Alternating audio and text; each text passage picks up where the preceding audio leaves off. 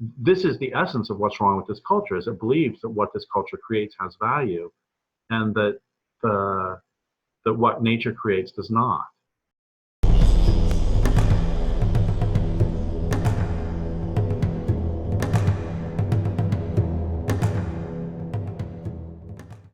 What should be the goal of the environmental movement? Well, given that this is the only planet that we know of that supports life in the entire universe, and given that this culture is killing life on this planet, it's pretty clear what the goals of environmentalism should be. And the primary goal of environmentalism should be protecting life on this planet at any cost. And it should be, one's loyalty should be to the natural world, to the real world. And environmentalism, much grassroots environmentalism is about protecting wild places and wild beings, but environmentalism as a whole has been hijacked into being about supporting this way of life.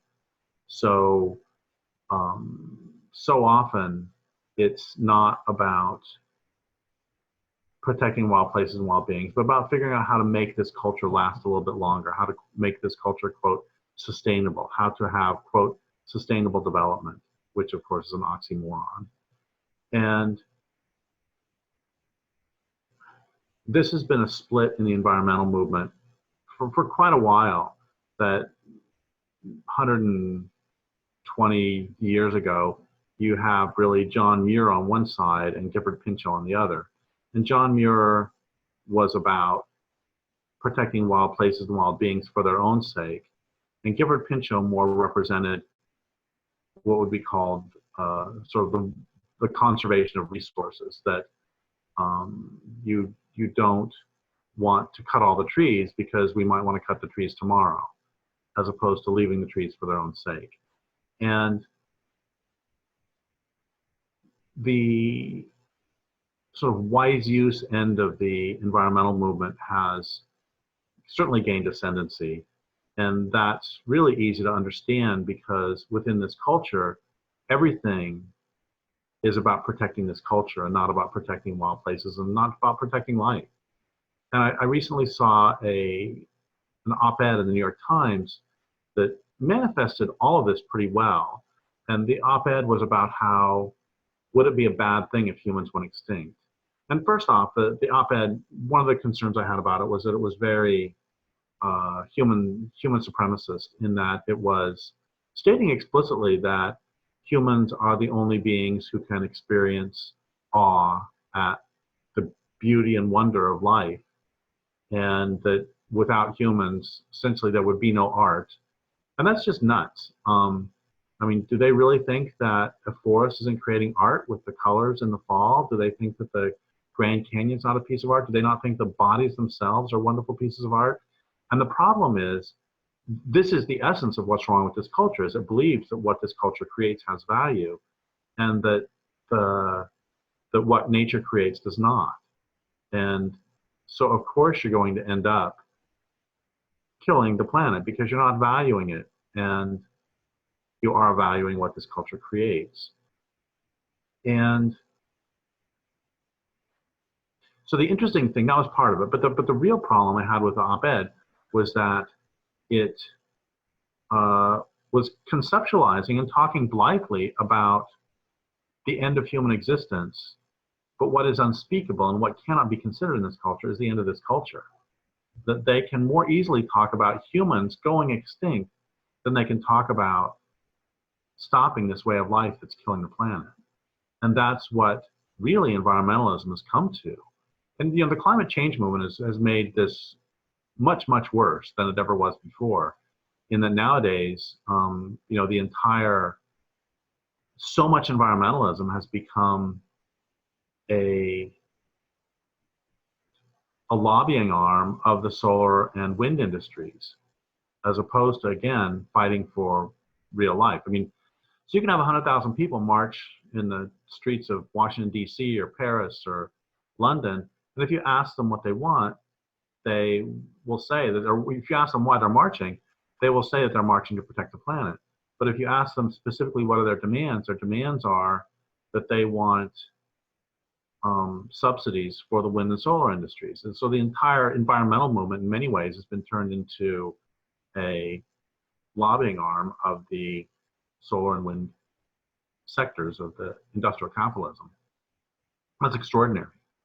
And another problem with the environmental movement is that it has been, along the way, like so many other movements have been, is entirely captured by neoliberalism, neoliberal individualism, by which I mean that in the 1980s was the first time that the newspapers, corporate newspapers, called humans consumers more often than it called them citizens or human beings. And that's a powerful transformation, because if they convert you to a consumer rather than a citizen, as a consumer, your choices are to buy or not buy. And as a citizen, your choices are buy, not buy, organize, boycott, vote, don't vote, lobby, don't lobby, and when a government becomes destructive of life, liberty, and the pursuit of happiness, to alter or abolish it. In other words, as a citizen, you can revolt. And that mirrors a transformation that took place a couple thousand years ago when we were converted into citizens who generally rely on the state to take care of things, as opposed to human animals who need habitat and who have teeth and claws, and who will fight to the death when their habitat is being destroyed. So what should the environmental movement's aims be? The environmental movement's aims should directly be to protect wild places and wild beings. And a logical extension of that should be that what a goal of environmentalism should be is to destroy the entire industrial capitalism, and also to destroy civilization, because that is what is killing the planet. You know, so many indigenous people have said to me that the first and most important thing we have to do is to decolonize our hearts and minds. And that decolonization, the important step of that for me, is to change one's loyalty from the system and to the natural world. And once you change your loyalty away from the system into the natural world, everything starts to become really clear. And once everything becomes really clear, you're no longer fighting against yourself, because right now we're in a bit of a double bind, because environmentalists, because if we want to protect the wild place, we know that it harms the economy to protect wild places. And it really is, in many ways, the economy. You know, this is one of the things that was really clear to me very early on, is you see the newspapers say, representing anti-environmental forces, they would say, we need to balance the needs of the economy versus the needs of the environment. And even though I was a baby environmentalist, I recognized that that's an acknowledgement that the economy, that the needs of the economy are in opposition to the needs of the natural world. And a lot of people recognize that, but they don't take it to the next step, that if you recognize that the needs of the economy are in opposition to the needs of the natural world, that means the needs of the economy are in opposition to life on the planet.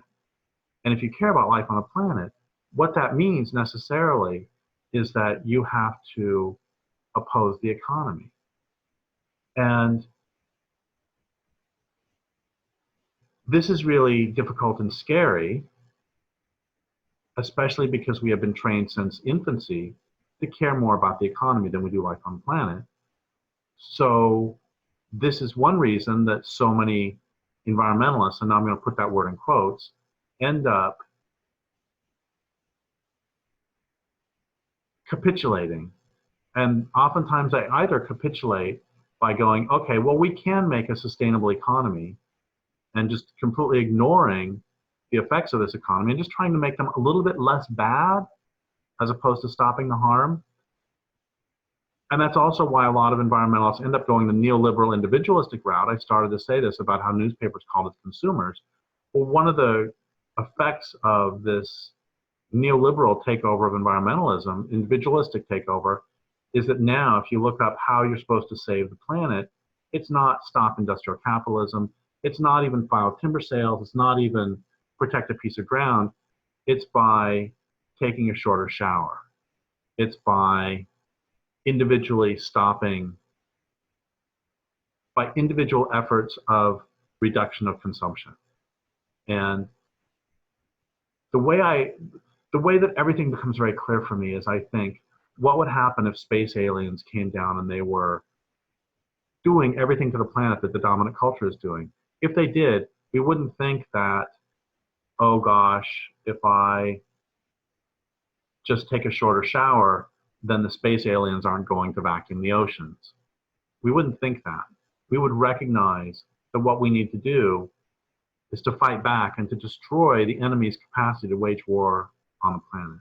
So what the goal of the environmental movement really should be is to stop the primary destruction. And an image I think about a lot is that you have some person who is brought into the emergency room and they're bleeding all over, and the doctors and nurses and everybody is bandaging the person up and stopping the bleeding as fast as they can. And that's incredibly important work, incredibly important work.